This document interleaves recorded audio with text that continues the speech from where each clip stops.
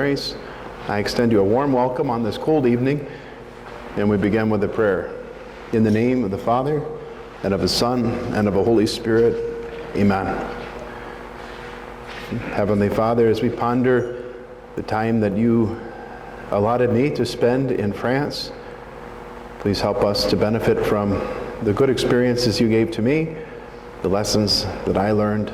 Help us all to grow together in faith, hope, and love. Help us especially during this holy season of Advent to open our hearts and welcome Christ your Son, who lives and reigns forever and ever.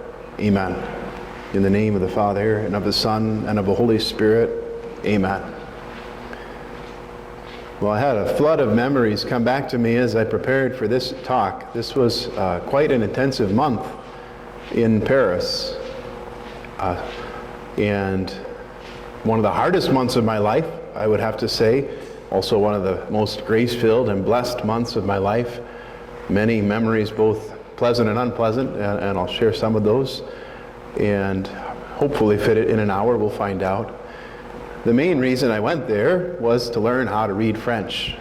I was, as you know, working on a doctorate and had finished the majority of my coursework after 1 year in Rome, and was going to begin reading and researching towards the dissertation part of things. And there's a lot of literature out there that's in French and is not in English. Americans don't always realize this, that when you're studying theology, if you only read English, you only have a sliver of the great things that have been written out there without expanding into classical languages like Latin and Greek, or modern languages like French and German. So I needed to learn French, and I had never studied it before in my life. I did my best. So that spring, I crammed for about a month. I bought Rosetta Stone. I had used it for Italian, and there I sat in front of my computers for hours, cramming as much French as I could, as quickly as I could, because I had to take a placement test online, and I wanted to place well. I did not want to go into French 101 and learn how to say, Mary is a girl, the ball is red. That would not help me read French. So I had to really push myself and get into a more advanced class and then learn more when I was there. So I did. I don't know what the people thought as my neighbors, as they walked by the hallway and heard these sounds coming out of my room as I was talking at the computer trying to pronounce this language that is difficult to pronounce. I did get much better at it with practice, and did my best, took that test online, and I did pretty well with that written portion of the test online. Then went home for a few weeks in June to visit family, to make my annual retreat before flying back to Europe and flying into Paris. One night in a hotel, and then making my way into the city late because of heavy traffic, and then trying to take this oral portion of the exam. I was very intimidated by that. The evening before, I had attempted a phone call via Skype to the receptionist at the place I was going to be staying that month. It didn't go well. Neither one of us really communicated very well with each other, and so I'd have to prove my French skills through a conversation with one of the professors there at the university. It was the Institut Catholique in Paris. I did my best, scared as I was. After this conversation with her, she said, well, you seem to understand grammar well. But I mean, I didn't understand what she was saying, but this was the gist of it. You're not so good at French conversation. I know, it's true. She asked me where I studied French, and I explained, well, I took some books and I took my computer and I learned it. Oh, self-taught. Those of you who are homeschoolers or homeschooled, you know the scornful look that I'm talking about. Homeschooled. So they can't believe that anybody could possibly learn anything on their own. Well, I did have background in Latin and Spanish and Italian. It wasn't like I was totally starting from ground zero. And she was in the end sympathetic. She did not dismiss me. She allowed me to place in Intermediate 2 French composition. I thought, yeah, I guess if I can write French, surely I can read it, right? So let's go. And then in the afternoons, a couple days a week, one class on oral conversations and another class on written French. So 3 hours every morning, Monday through Friday, and then 3 hours a couple of the afternoons. It didn't seem so bad thinking about it. In the everyday experience, it was a little harder. And she warned me then when she dismissed me, no Spanish now, no Italian, no Latin, no English, just French this month. That's all you should speak. And I did my best to comply with that. I was living in the seminary there, the Seminary of Saint-Sulpice in Paris. I had gone to a Sulpician seminary in Washington, D.C. for 3 years. So here I was in the mother house. That was very interesting. Interesting mix of guys, some priests, some seminarians from all over the world. Good amount of speaking in French. Of course, the 3 other Americans that I was with tended to always want to speak English if I was around them. But the superior living that always sat at the head table, if you sat with him, you had to speak French, no question. And I did that as often as I could. He was there, he ran the place in the summer. He was kind of a little Napoleon. He liked to let people know who was in charge. Of course, I don't think he ever quite realized, though, that with those of us who were priests, it really had no effect. There's no telling priests what to do. If you haven't figured that out by now, we were completely unintimidated by any of his threats, but didn't stop him from trying. He was a nice guy in the end. I really enjoyed talking with him. But, many of the conversations, ironically, actually were in Italian. Many of us discovered that was sort of the base language. If there were people from all over the world and we were trying to understand each other, that was the language that pretty much all of us had at least some familiarity with.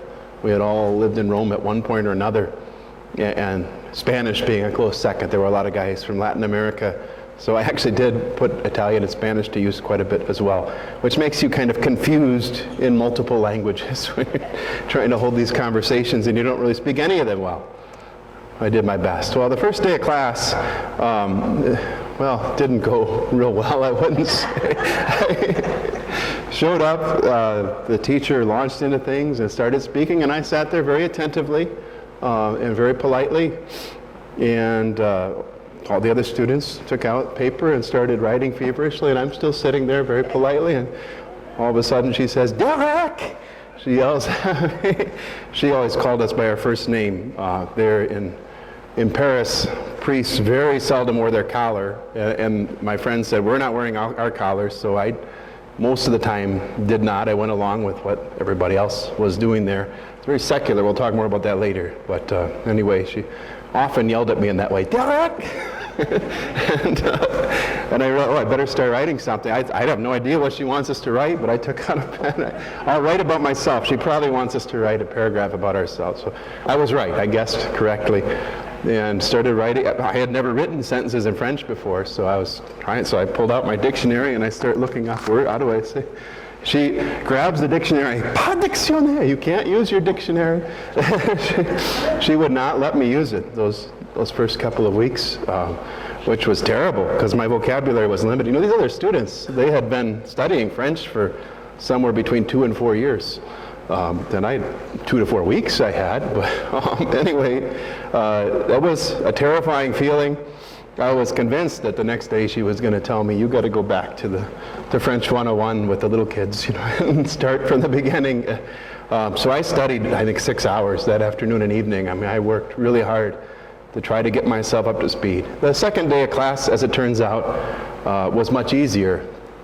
She did a lot of grammar. And she was putting sentences and words on the board and dissecting them grammatically, which is something I love to do in any language. And so actually then I was in much better shape than the majority of the students in the class. And I was correctly answering a lot of her questions. She did offer at one point, "Is this too hard for you? Would you like to go to a different class?" I said, "No, I can do it." And was happy she let me stay. And it worked out well in the end, though it was hard. Well, after just a few days of that, just 2 days of class really, we were ready for a break. And it was the 4th of July, Saturday. We thought, here we are, 4 Americans in Paris. What do you do for the 4th of July? Well, go to Omaha Beach. That's about as American as you can get in France. Well, of course, the site of the landing of the American troops on D-Day in 1944. And very moving experience visiting that site and that cemetery. You know, a lot of times we hear about how anti-American the French can be, but here someone had written on the sand of the seashore, "Thank you to the soldiers." So that was very touching to see that. And just interesting to put yourself in that place and visualize what it was like for those young men getting off those boats on D-Day and looking up. On the one hand, just not that far to go really to get to the land across the beach, and yet so far when you had those German troops firing at you from the moment you got off the boat. Here you see one of the battlements that they had to go against, or from the reverse point of view, what the Nazis were looking at as the boats landed really brought it to life for us. It was a very positive experience, especially when we went to the cemetery itself and visited those thousands of graves, prayed for those soldiers. You see here a whole bunch of Christian graves and one Jewish grave in there, and paid our respects, prayed for them. We all felt very proud to be Americans that day. And we were there as they lowered the flag and played taps on this little piece of American soil. And this quote kind of summarizes it all. "If ever proof were needed that we fought for a cause and not for conquest, it could be found in these cemeteries. Here was our only conquest. All we asked was enough soil in which to bury our gallant dead." Very moving, famous quote there. The next day, 3 of us went then in our rental car to Lisieux, where, of course, St. Therese is from. Of course, you wouldn't necessarily know that from the road signs. This is one of those funny things in France. They became so secular for a time, and still in many ways are. For many years, even the tour books did not even mention that she existed, St. Therese of Lisieux. You know, you could read a tour book about France and read about Lisieux, and no mention of this amazing, incredibly popular saint of 100 years ago. Even now, driving down the tollway there are always road signs as you pass by cities that are off to your right or to your left. And for Lisieux it says, "City of Art and History." It doesn't mention this amazing saint. But we visited that basilica. Here you see over the doors her parents, whose their cause is up for canonization. And that would be amazing if they were canonized soon. All 5 of their daughters, as some of you know, became contemplative cloistered nuns. The amazing sacrifice, every single one of their daughters becoming a nun. And they died that death that those parents die as they give their daughters over to the cloistered convent 5 times over. And for other reasons, her father had a mental breakdown towards the end of his life. That was an incredible trial on St. Therese, but I think that would be really neat to have a canonized person who struggled with mental health, and what kind of hope that would give to people who struggle emotionally, psychologically. So we'll pray for that. We paid our respects at their grave, prayed for their canonization, and we're especially moved to visit St. Therese's tomb. This is an effigy of her above her tomb, and she's buried below there.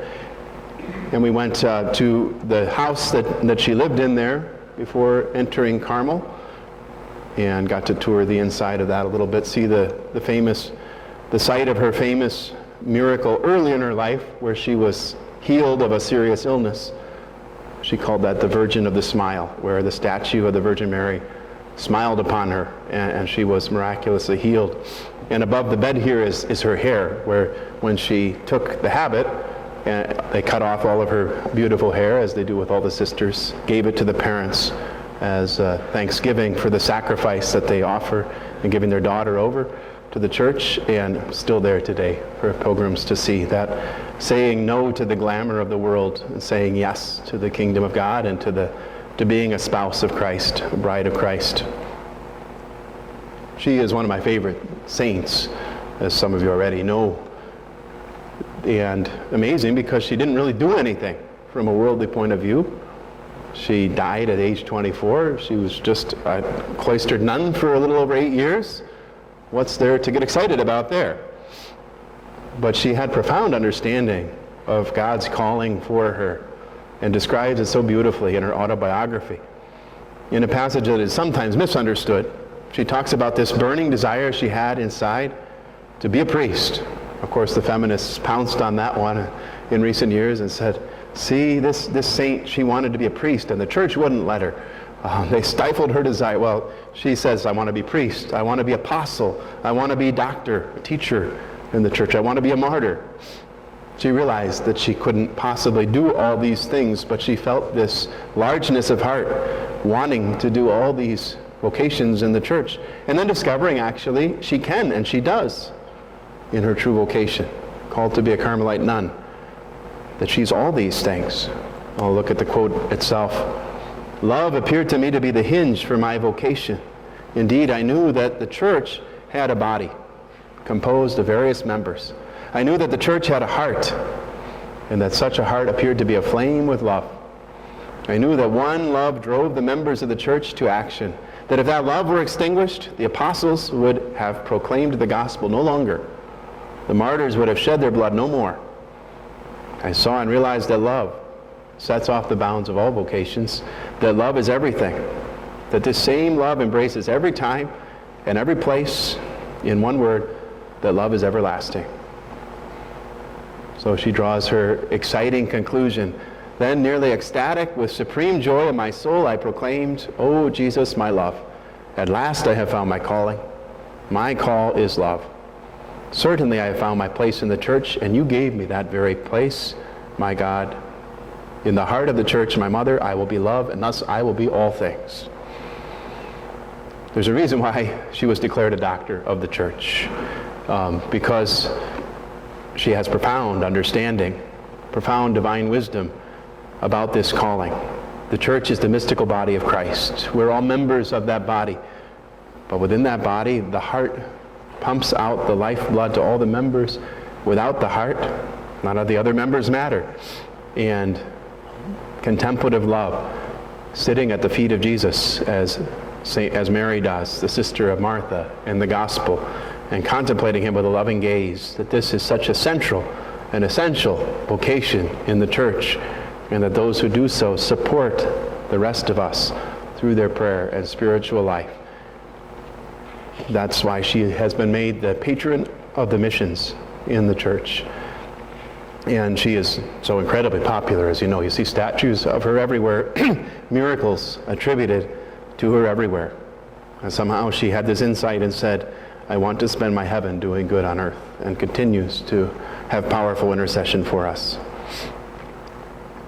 But her insights did not just apply to cloistered nuns.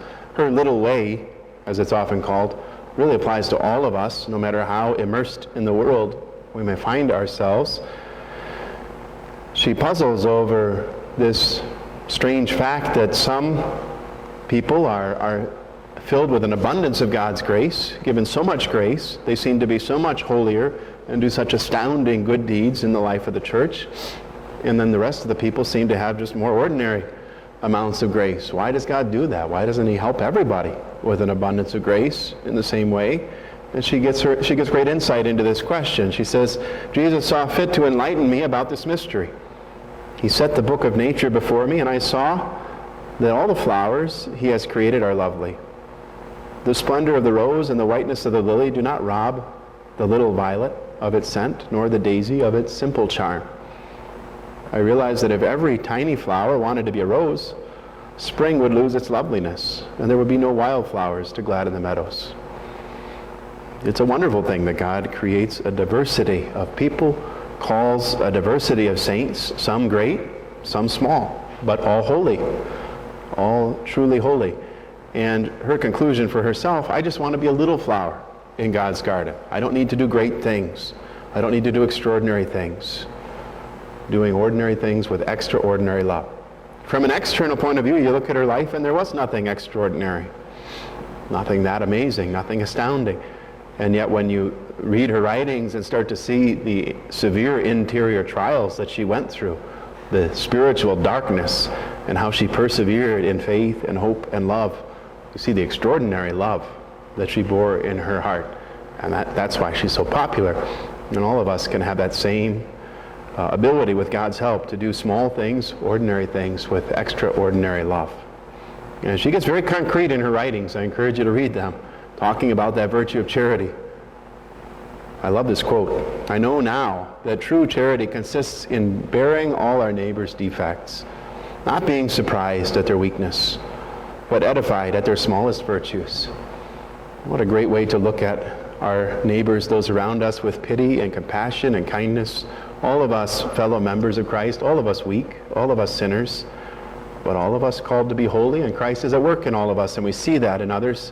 We don't get dismayed at their weakness, but rather see God's grace at work in them. And she says, miss no single opportunity of making some small sacrifice.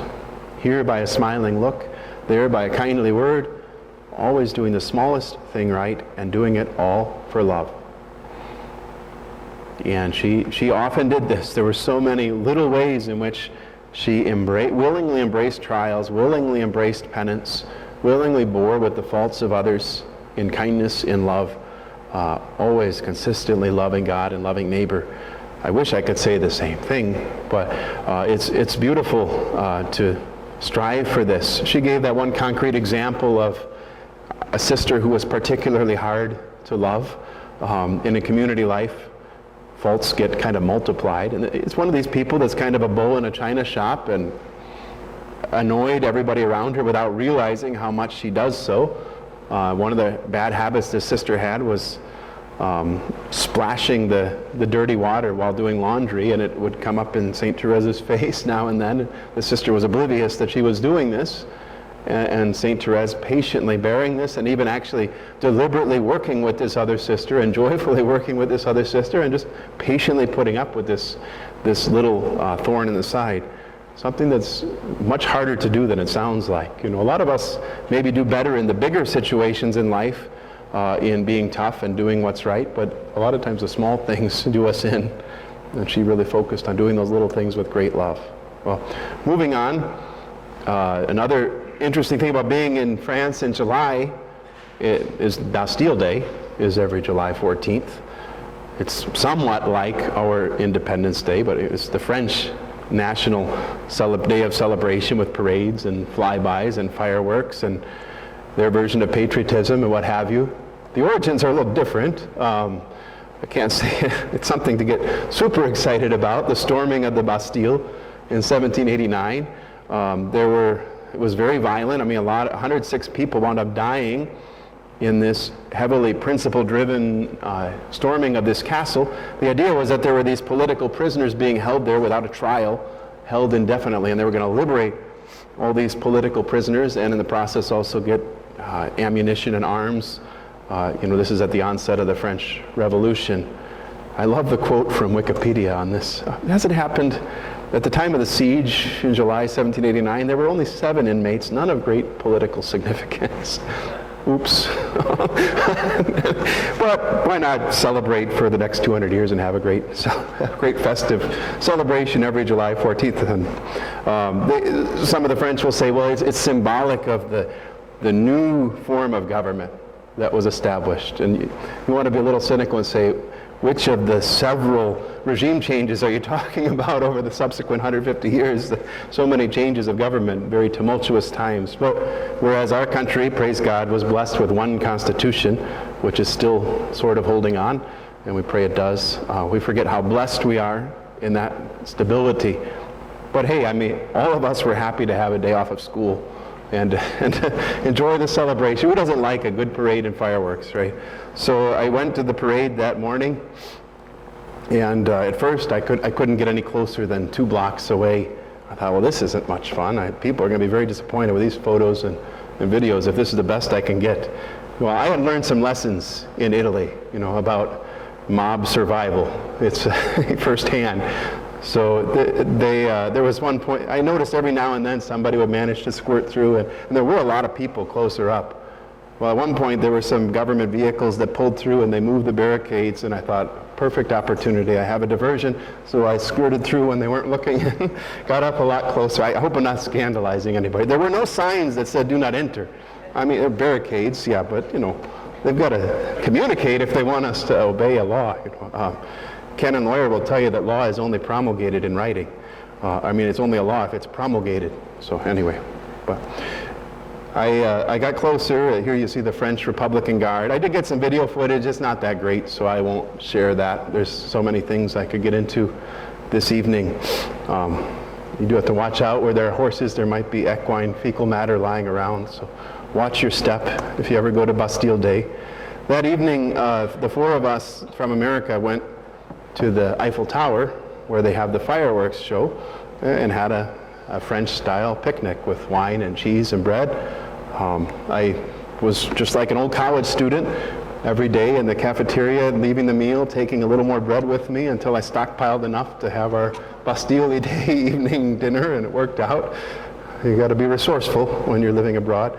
And a wonderful evening, so much different. We noted, all of us, studied in Rome, and we were thinking, boy, if we were in Italy, this blanket, people would be all over this blanket. They would be completely disregarding our space here and cutting in front of us and trying to get closer to the fireworks. And here, everybody's politely respecting this space that we've made for ourselves, and really had an enjoyable evening. There was a concert. Johnny Hallyday apparently is a fairly well-known French actor and singer. We kind of thought it was terrible. It's sort of like if you cross Elvis Presley with an 80s band and somebody who's 75 years old and a couple plastic surgeries. It wasn't that entertaining. But I must admit, it was the best rock concert I've ever been at, which tells you how many concerts I've been to in my life. But after that was done, though, the fireworks show was about to begin. And by the way, in July in Paris, the sunset is about 9:45 p.m. It's light out till almost 11. Very interesting. It's further north than we are here, and it's at the very end of its time zone. So we waited quite late till it was ready to begin. But the Eiffel Tower is the perfect spot for a fireworks show. The Parisians actually don't like the Eiffel Tower, most of them. They think it's an eyesore, that it doesn't fit in with the history and the culture of the city. And I kind of agree with them. I mean, I wasn't super excited to go see the Eiffel Tower. I didn't even go up it. There were so many other things that had much more history and artistic merit behind it. And yet, when it comes to fireworks, it's perfect. Not only as a backdrop, but you can actually launch them from it. So I have a little video footage I can share with you. I'll have to plug myself in here.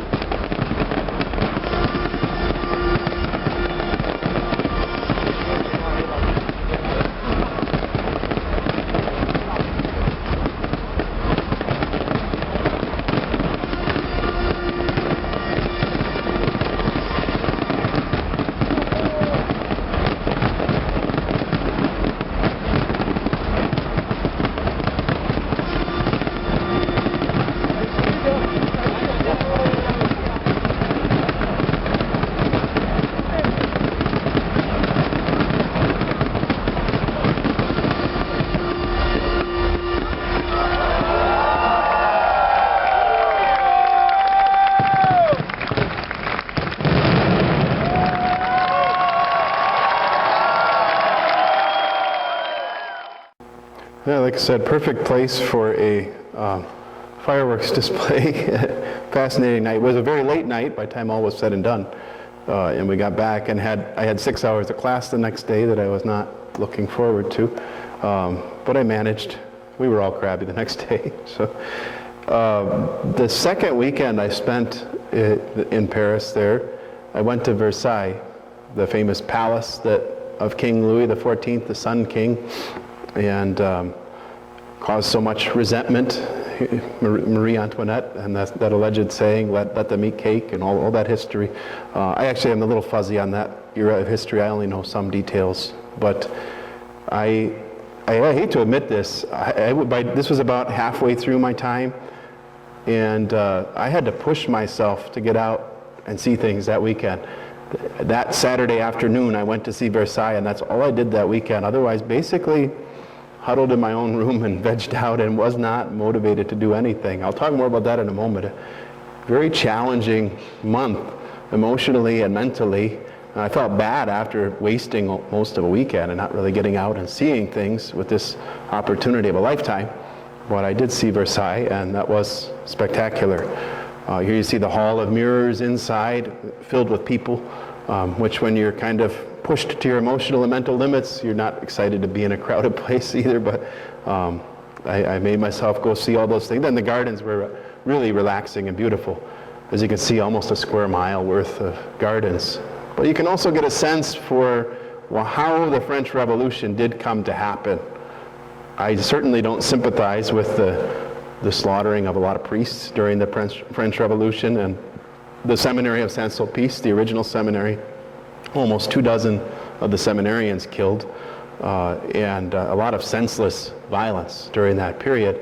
But you can see how when some people live in such incredible luxury and comfort while other people are starving, it's not a good mix. It's not going to go well for that long. Amazing, spectacular fountains, though, this one almost 50 feet tall, and I have dozens of pictures I could share. I just took a few of them just to give you a sense of how spectacular the palace was there. But meanwhile, like I said, I was a somewhat crabby student some days.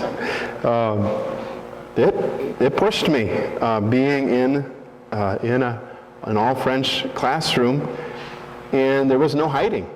It wasn't like some classrooms where the teacher lectures and the students just kind of passively sit there, but a lot of interactive teaching, a lot of group work, a lot of question and answer things. You simply had to get involved, and there was no cheating. I mean, the first day of my afternoon conversation class, assigned with a young lady from Japan, she spoke maybe 15 words of English, and I spoke less than half of that number of Japanese words, so we had to work together in French, and we had to come up with things to present to the rest of the class in French, and I barely knew any French at that point, so that was frustrating, humiliating, difficult, challenging, and I was not enjoying a lot of that. You know, it's really good to chip away at your pride. We talk about taking pride in our work in a good kind of way, but sometimes that's the sinful kind of pride where we're vain about what others think of us, and we want to always do well, and when we're forced to do something that's very below average in front of a lot of people, we might not enjoy the experience that much. It's good for us. It definitely helped me and helped my French a lot. But just thinking in another language, 3 hours or 6 hours a day sometimes, plus the homework, as I said, and all the other conversations throughout the day, really being immersed in the language pushes you beyond what you think you can handle. So the word comfort zone comes to mind. I like this drawing. It captures it very well, that we have to allow ourselves to be pushed beyond what we're comfortable with sometimes. That's how we grow. But I was not always responsive to that. There were plenty of times in the classroom, and then like I mentioned, that one weekend where I just wanted to veg out. I was pushed, I felt, to my emotional mental limits. I did not want to go out in public. I did not want to go out and see things. But I realized I was being selfish, that I was being arrogant, that I was not being grateful for this incredible opportunity to live in Paris for a month, and finally did learn to push myself. Learned a lot of lessons, I would say. Then there were finally moments of breakthrough where you start to see the good fruit of these labors. So sitting at the dinner table and actually having real conversations, being able to understand most of what is being said, and even respond with a full sentence now and then without tripping over my own words. Or on the street, having to go up to somebody and ask directions, or conduct business and buy something, and having a full conversation from start to finish that works, and being amazed at that. And then in the classroom, as I said, a lot of times students from the Middle East or students from Asia who don't speak any English whatsoever, and I don't speak their language, and being able to communicate in this language that a few months previous I had never studied before. So that was all very good. And then starting to have some successes with the projects in the classroom. Finally, by the last week, I had to do a presentation in the oral class, and we had to tell the class about a famous person. And I thought, you know what, I'm going to do St. Maximilian Kolbe, because there's a lot of non-Catholics in the class here, and several non-Christians in the Institute there. And what a great chance to witness, those of you who know his life, how he willingly gave himself at Auschwitz in place of one of the Jewish prisoners who was afraid of dying and leaving his family, a widow and orphans, and St. Maximilian Kolbe putting himself forward and saying, I will take his place, I'm a priest. And that witness of celibacy and holiness and martyrdom and everything else in his life, being able to just put that out there for these people to have a little bit of Catholic faith witness to them, and being able to do that in another language, that was very satisfying to have finally some good fruits for the labors. And starting to have a little fun with the writing assignments. There was one of them where at first I was kind of peevish about this and annoyed, and why do we have to do this stupid stuff? The teacher gave us a letter to the editor from 1984 from some women's magazine that this woman was saying to her boyfriend, well, I don't really love you, but will you marry me?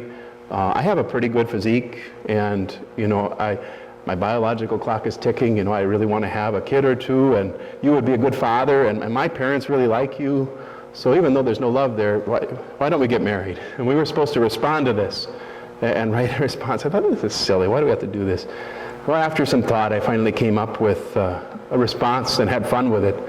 I said, this is an English version of what I said in French. Dear Christine, I think it's fine that you want to marry me without loving me. I don't love you either. I just love your physique, but I cannot marry you. You deserve a better man than me. You should marry someone who will appreciate your calculating mind and your shrewd analysis. Besides, I had decided to enter the seminary and become a priest. After dating you, the decision was easy. If all the women in the world are like you, then the life of a priest must be preferable to marriage in every way. Thank you for helping me to see more clearly and make this wonderful decision. I hope that you find exactly the kind of man you deserve. So, I had fun with it. I thought, boy, I don't know if the teacher's going to appreciate the humor in the same way that I did here, but I forgot that, the French invented sarcasm. The word sarcasm is from the French language, ultimately from Greek. And I think she laughed for about a day straight after she read that. She might still be laughing. She thought it was hilarious. Anyway, so that was fun to finally actually be able to do something with this language that I was struggling with so much. So in that process of being immersed in another language, one thing I learned was definitely compassion. I had been a teacher already, 5 years of high school teaching and other levels of teaching over the years. And I realized there were isolated moments where I probably didn't have enough compassion for an individual student who was struggling, to realize just what it feels like when you feel like you're drowning in the classroom, when you feel completely overwhelmed and out of place. And that's something, as somebody who is intellectually gifted and found school pretty easy most of the time, except for a few really hard situations, I took a lot of that for granted, and it really helped me to have a lot more compassion on people that find academics difficult. And hopefully I've learned from that. Definitely learned about myself and what we look at in ourselves, and we think that certain parts of our life are in order, and basically virtuous. You know, we're all aware, hopefully, of our other struggles, but we think, okay, this part of my life, I basically do the right thing all the time. Or do I? Is it really a good habit, a virtue, or is it just that I'm comfortable? And when I get pushed out of my comfort zone, all of a sudden, the virtue's no longer there. Like, I seem to be a patient person, patient 99% of the time, but I was not patient that much at all. And realizing this in all, so many other ways where our human weakness emerges when we're pushed beyond what is comfortable. And we realize that's when real virtue begins. It's easy to be comfortable, but can we really choose what is good even when it is difficult and challenging? And that's where the virtue of fortitude really began to emerge a little more deeply. Fortitude is strength against evil, being willing to endure suffering, endure evil when appropriate, endure unpleasant situations, being strong in the face of them. That's what we see in brave people, but also a strength of doing good. A lot of the good things that we're called to do in life are difficult goods, and we tend to avoid difficult goods and turn to easy goods instead. That's a common human tendency. Both of these kinds of strength are there in the virtue of fortitude, and I found myself having to push myself significantly in both of them, sometimes with success, sometimes without success, but definitely learned a lot. Persevering when it's hard and when you feel like you can't possibly go on was definitely a lesson there. And I did, in the end, succeed in learning how to read French. That was the goal after all, and my plan worked. I did get in an intermediate level, and the intermediate level did give me what I needed to read French. I just kind of didn't calculate how incredibly hard the journey would be, but it was well worth it, and God helped me through it. I really learned to love the French language and French culture, and still do very much after my time there. I would say of all the languages I learned, French is way up there as a high favorite. At first, I was put off by the strictness of the language. The syntax is very strict. Those of you who know Latin know that you can write a Latin sentence in just about any word order you want. And there's a great freedom that comes with that. But in French, the syntax is quite precise, and you can't play around with it. Likewise with the grammar, and even writing styles tend to be formulaic sometimes among French authors. And I thought, well, what kind of business is this? And then we read some articles by people who loved writing in French. And this one guy, he put it very well. He said, it does seem to be restrictive at first, all these rules and structure. But, he says, look at a sonnet in the English language. Has to be 14 lines, has to be an iambic pentameter, has to have this rhyming scheme, and so on and so forth. And yet, it's that structure that opens up a new kind of freedom, a new kind of expression. And I said, I can't argue with that. That makes a lot of sense to me. And you start to see it in writers as you're able to read them. And it is an amazing language. I really like reading theology in French. And they're able to express themselves in French in a way that you can't always translate into English. So there are, I noticed, a lot of social conventions. You go to the gas station or the grocery store here in America, and there might be 20 different ways of saying hello or 20 different ways of saying goodbye. You go in one day, how's it going? You go in tonight, you keeping yourself warm? There's so many different ways we greet each other and say goodbye to each other, and we still have our cliches, but we have more of them. Whereas, typically in France, you begin the conversation in the same exact way every time, and you respond to certain questions with the same kind of answer, and you end the conversation the same way. And we Americans don't always pick up on these conventions. And I think this is really maybe more of why some Americans go to France and perceive rudeness, when it's really just us being oblivious to their customs and traditions and stomping all over them and then expecting to be treated with respect. I found incredible politeness and kindness and generosity anytime I asked for help. So, because I was attempting to follow these conventions. One thing I loved about the French, and still do, is how argumentative they tend to be. And this is built into their educational system. They learn how to take sides in arguments and advance positions and argue a thesis. And like I said, it tends to be formulaic. They have to write these essays. They're supposed to make 3 points. They're supposed to argue pro and con and then come to a conclusion and answer objections. Very much like St. Thomas Aquinas, for those of you who are familiar with him, who taught at the University of Paris. Very much influenced by their Jesuit background in their schools to write in this formulaic kind of way, but it serves them well in learning how to argue in a positive way of arguing. This famous French saying, oui, mais, yes, but. So someone makes an intelligent point about politics or culture or religion, and the other Frenchman feels obligated to cut in and say, yeah, that's true, but you're not considering X, Y, and Z. Properly understood, you have to say this and this, and always making distinctions and sharpening the precision of the thought. I love that. I think that's great. I did that a lot in seminary. Sometimes it got me in trouble with the teachers who didn't appreciate their thought being sharpened. I loved it when my students did it to me.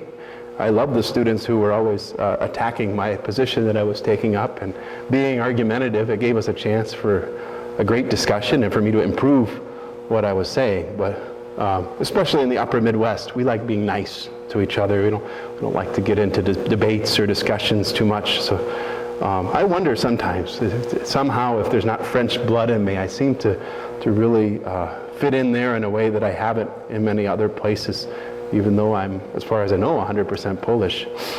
I liked their balance of work and leisure.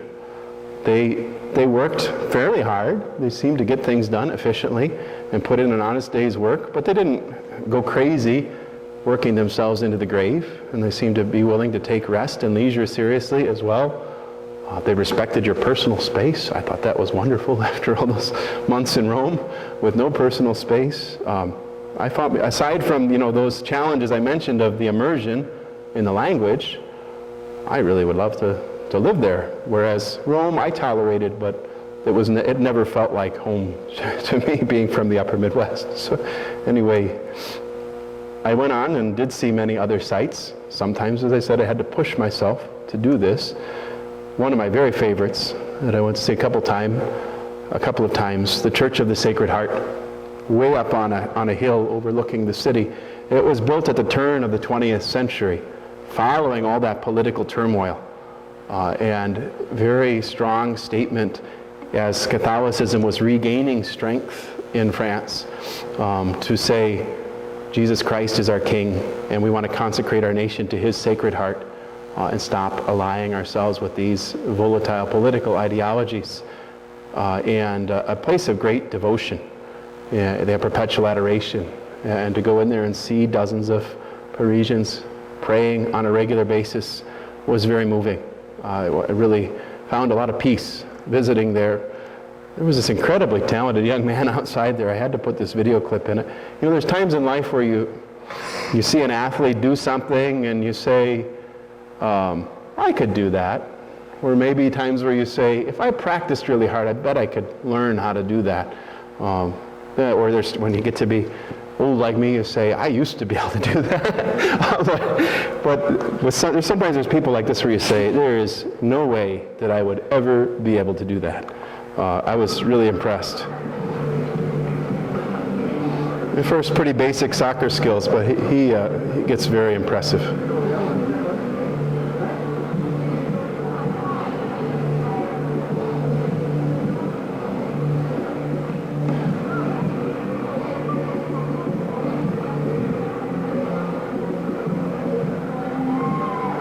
He's got the ball on the top of his head here as he's climbing up the lamppost.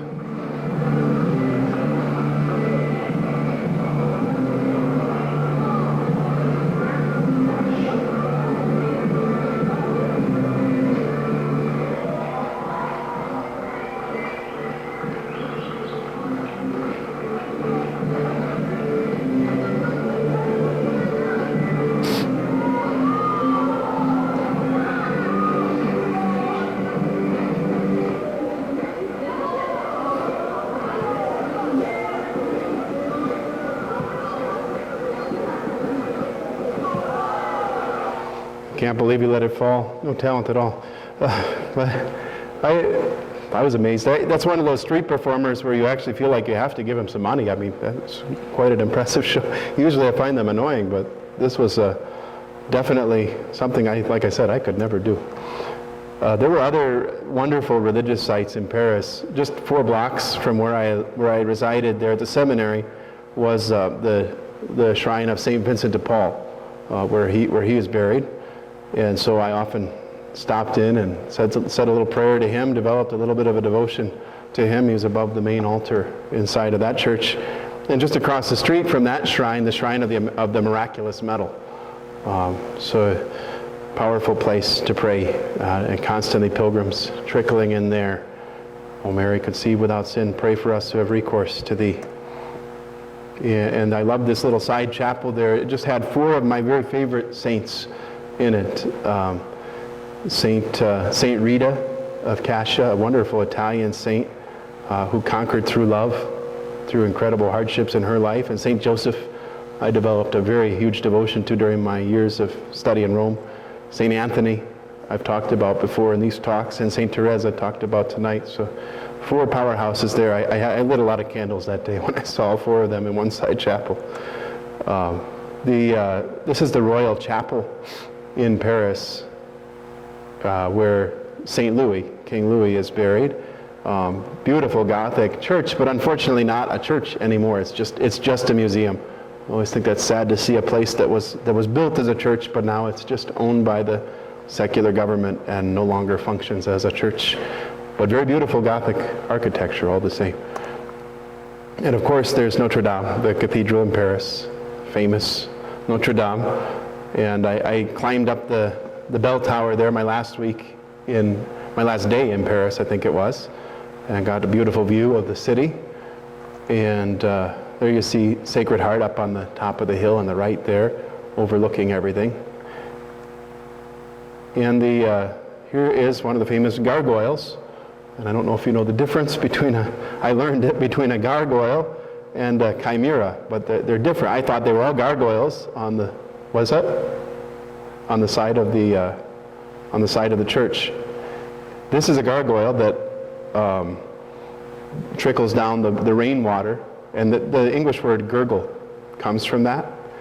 And it's different because, did I pronounce it wrong? Did somebody correct my pronunciation? Chimera? I don't know how it's pronounced. But anyway, they are these mythical creatures that, bizarre, different kinds of grotesque would be the right word for them. And I think the symbolism is they are on the outside of the church. The church protects us from these more grotesque sides of creation, of fallen creation. So there's a view of the Seine River in Paris, and made my way down, very narrow stairway, careful not to fall. I love the gardens in Paris. They were very relaxing, restful places. Of course, you can bring out the jokes about how the Germans like marching in the shade, and that's why the French planted all the trees there. Anyway, I passed by this bar, and I thought it was amusing to say, now if I didn't see this place, would it still exist? Descartes, of course, the French philosopher who said, "I think, therefore I am." And well, I won't go into that rabbit hole, but I had a very thought-provoking day as I walked past the mosque in Paris, and that was one of the days where I was breaking the law and wearing my clerics, which is against the law officially. You won't get prosecuted for it, but not allowed to wear religious garb in public in France. Interesting version of religious freedom and separation of church and state.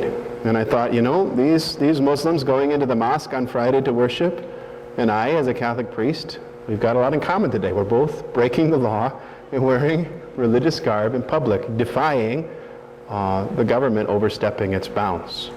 And it gave me much food for thought about church and state. So I visited this theme last year. It's worth thinking about a couple of points here.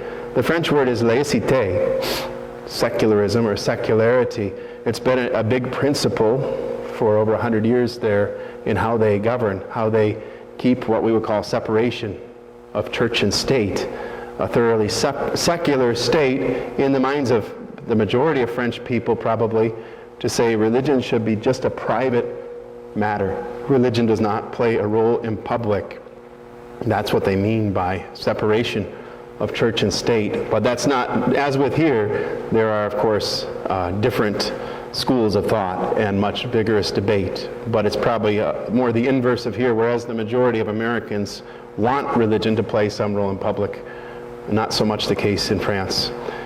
But important to note, during Pope Benedict's apostolic visit, the fall before I came to France, and unfortunately I was not aware of this when I was there, I learned about it later, but President Sarkozy, who was, I believe, he was running the EU at the time I was there, and by European standards, a conservative, he spoke to Pope Benedict in these words: "It would be crazy to deprive ourselves of religion. It would be a failing against culture and against thought. For this reason, I am calling for a positive laïcité." A positive laïcité, or secularity, offers our consciences the possibility to interchange, to have a good discussion in the public square.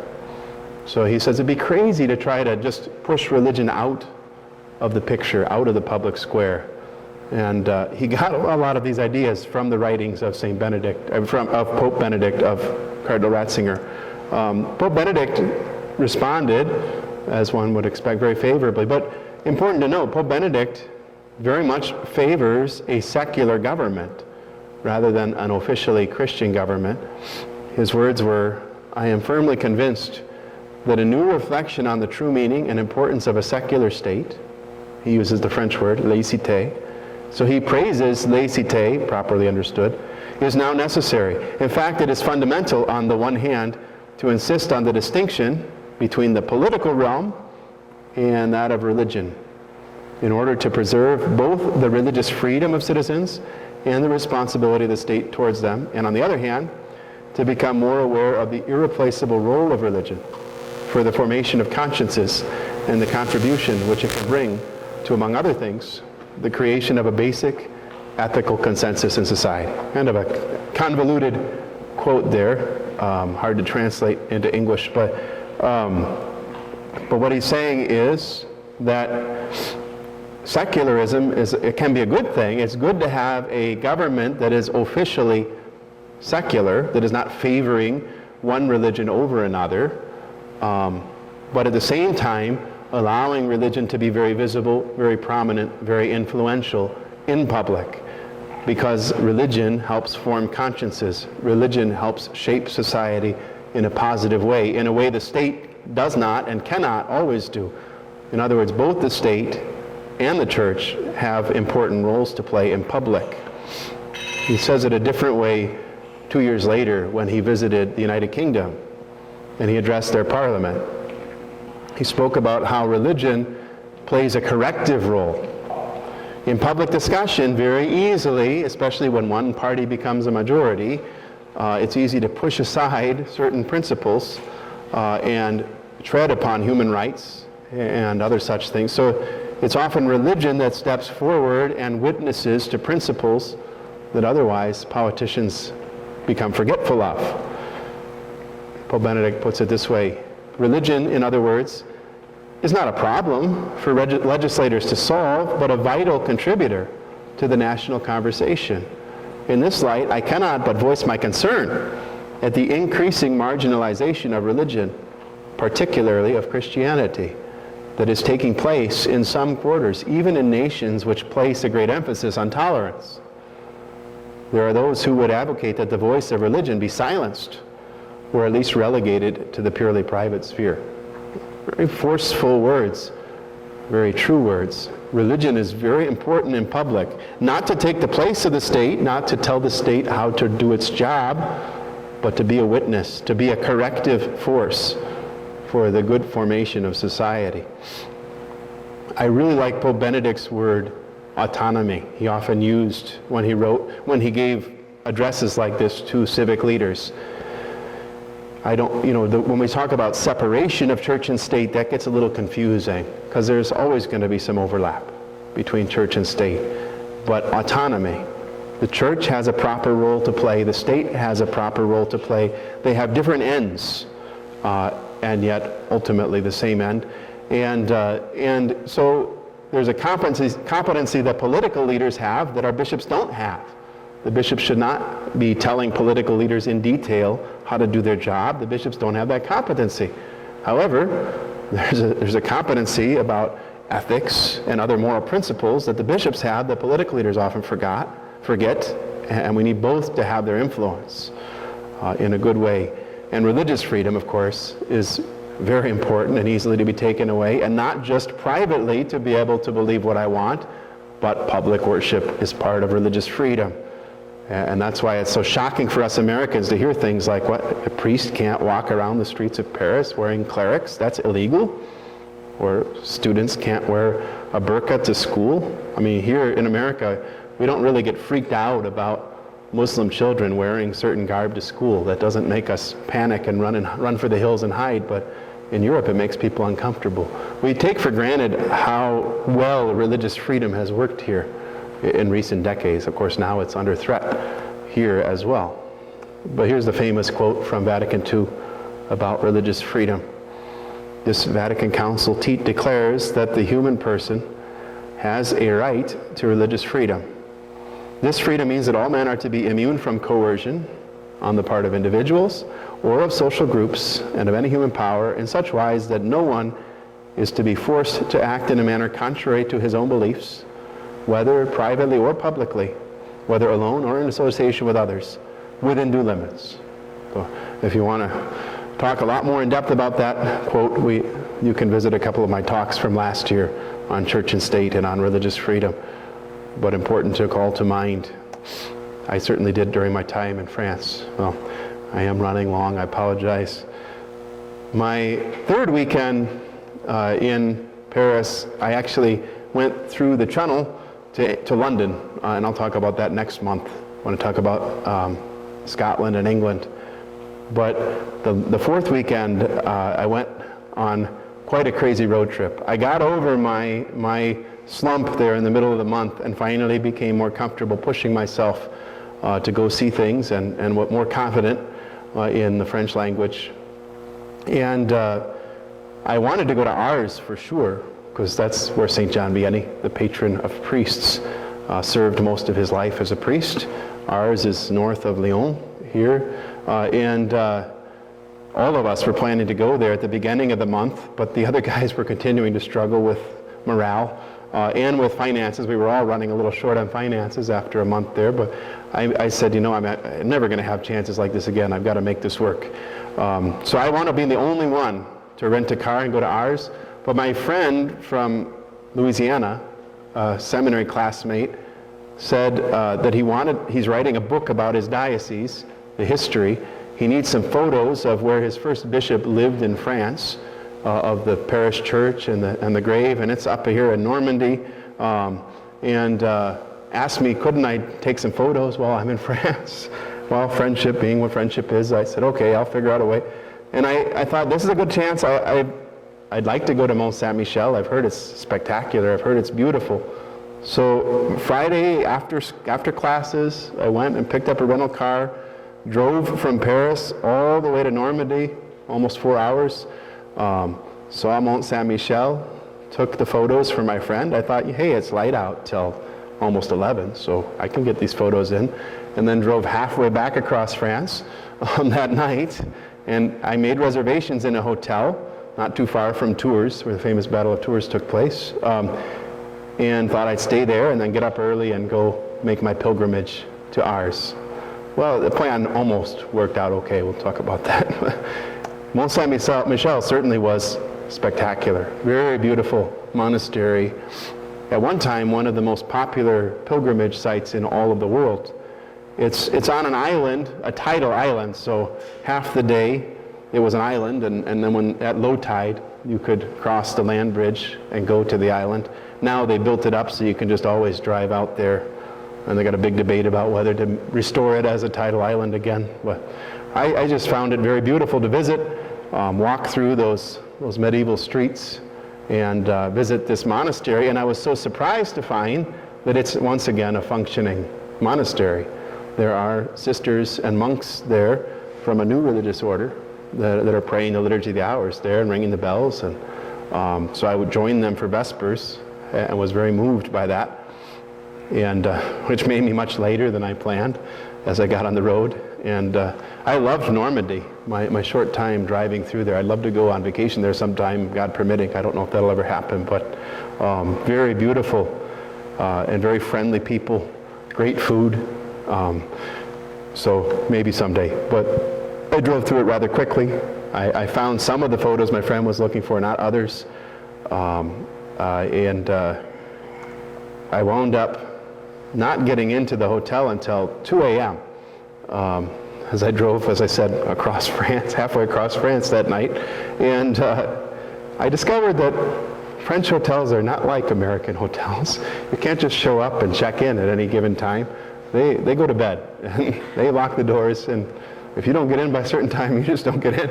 As you can see, all the hotels in the area say, full, no vacancy, no vacancy. And I'm standing outside the one that I have a reservation for. I said, I know you have a vacancy, and there I reserved it, but there was no getting in. So I slept in the car. That was the only option. And crashed for 4 or 5 hours in the car and made my way. But I thought, this is fitting. I'm going to Ars to make a pilgrimage to visit St. John Vianney, who so often went on such little sleep as he heard hours and hours of confessions. It's very fitting to be tired and exhausted and come to Ars. And there was something very spiritual about that. And as I mentioned, it was the 150th anniversary of his death. It was the year of the priest. And there were lots of pilgrims there. And my French was actually good enough, to ask, is it okay if I can celebrate the Mass? Oh, with joy, please join us, and to offer Mass there. And all I can say about Ars, visiting his incorrupt body and the sites there, his simple kitchen where he ate his simple meals, I felt his priestly presence there. Truly a priestly presence, definitely a penitential spirit that he has, but loving and compassionate and merciful, and never felt so much a priest as when you're in this town where this saintly priest served so well for so many years, and pray that I can do the same. So then I was driving home that Saturday afternoon, trying to stay awake because I didn't get much sleep the night before in my car, and not wanting to fall asleep at the wheel.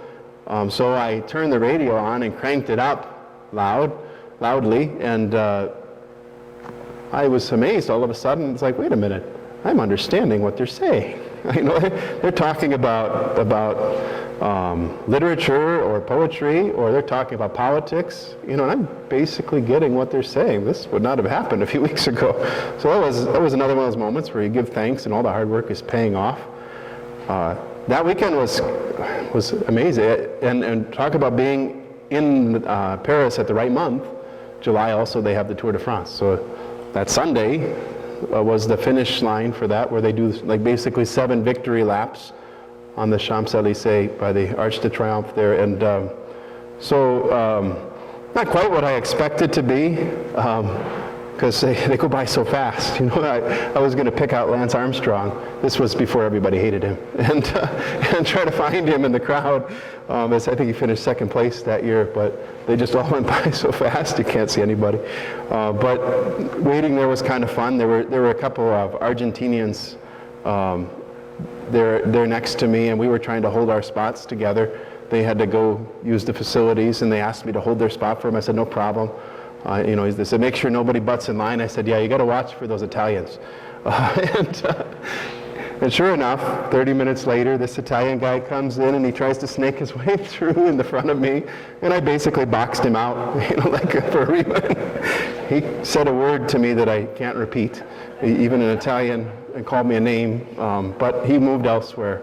There was a Japanese man with camera that was a little more polite, and asked, can I take some pictures of the arch? And he went in front of us and took some pictures. And then I saw him kind of settling in front of us, and I thought, well, this isn't going to work. We've been waiting here 3 hours. So I started tugging on his backpack in a polite way of telling him that his photo session was over, and he got the point. I moved on, and the guys from Argentina thought I was great. So anyway, so I do have video footage I can show you some other time, but it's not too exciting. It's just bikes riding really fast. I guess I'll show it.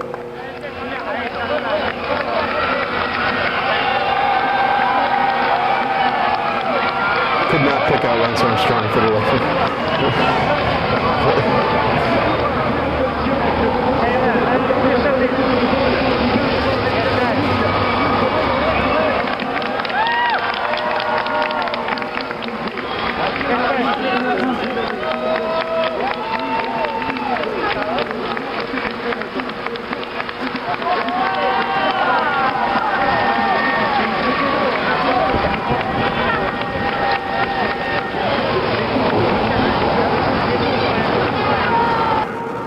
Saw that 7 times, but very neat to see.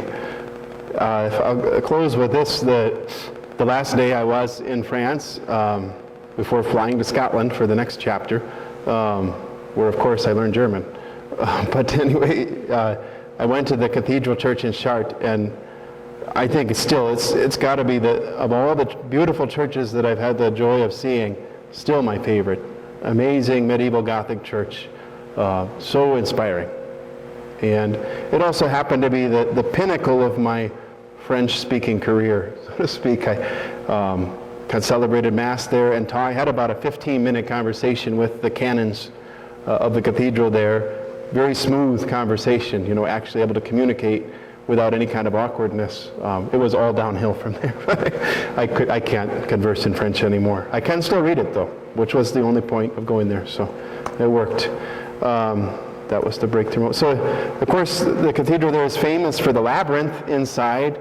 Some New Age people get really excited about it, but I walked it too, and it's really neat to walk this labyrinth in the middle of this medieval church. And beautiful sculptures in the center. I've never seen this sculpture before in my life, I must admit. This is Luke chapter 2. On the 8th day, where they take Jesus to the temple for his circumcision. So I thought, wow, I've never seen that sculpted before. I have to take a picture of that. But I love Gothic architecture. There's something about it, the way that it stretches out to heaven, so easily lifts us up and gives us a sense of divine transcendence, and how all-powerful and infinite God is, and how insignificant we are in his presence, and really love that about Gothic architecture. And of course the stained glass windows there are breathtakingly beautiful. You can't possibly do them justice with a camera. But I just find that this Gothic architecture really captures who we are as human beings. You always get a sense of human nature being oriented towards fulfillment in God and stretching towards the Lord with all of our strength, even though we're not capable of reaching with our own efforts alone, and all this beautiful refracted light coming in through the windows, and this sense of God's presence and his closeness to us, and yet, as I said, his total transcendence and how infinitely beyond us he is. There's a lot of Gothic architecture in France, and I enjoyed all of it.